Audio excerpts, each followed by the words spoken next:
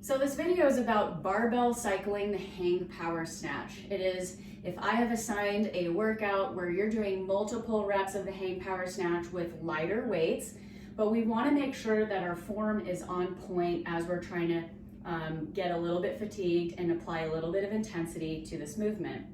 It is a lot like an American kettlebell swing. The mechanics are practically identical. So let's break down though what is happening when we are on the barbell for this movement. Up to this point also, we should have already gone through our barbell warm-up for what is the hang power snatch. So we should already know what the hang power snatch is. Now we're adding on to the speed and intensity of it all, and we're using a very light weight, either a PVC pipe that's weightless or a 15-pound bar like I have here. So finding our wide grip on the bar and a hook grip. Get your shoulders in good posture, so squeeze your shoulders back, ribs just punched in a little bit, your butt is squeezed tight. We're going to bend at the knees, lean forward, this is your starting position, drive up, drop, stand.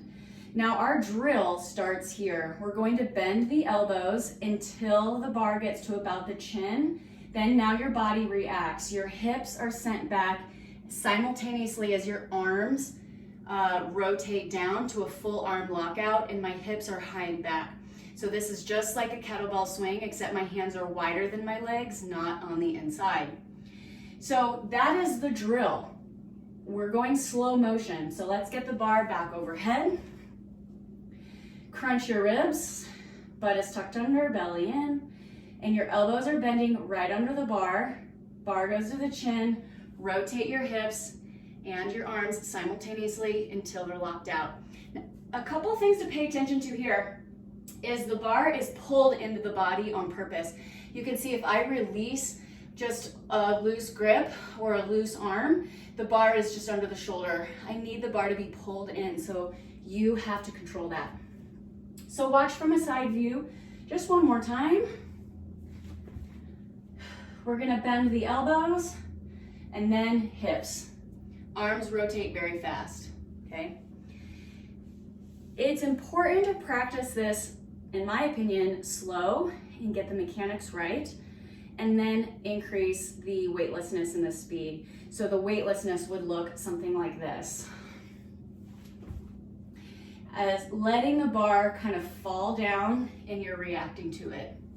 That is the drill. So we did slow motion first and then weightlessness second. The speed increases, right? So let's do it again.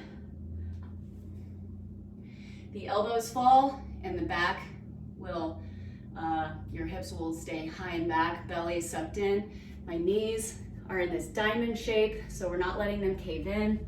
That's going to engage your glutes, provide stability, and get you ready for that power up. So now we have talked about what happens on the way down. So we want to cycle it. We want to think about the bar falling to the legs like a bounce. We're using your tight butt, knees out, strong core as almost like a trampoline for the bar. So it should look something like this. How we're going to cycle, your overhead position is your rest position. So we're going to go up to the top. This is where you rest. Breathe in, breathe out. Breathe out. So that is a slow pacing strategy where you can take your breaths in between the reps, and you're still gonna take your breaths in between the reps, but we can speed it up. It will look like this.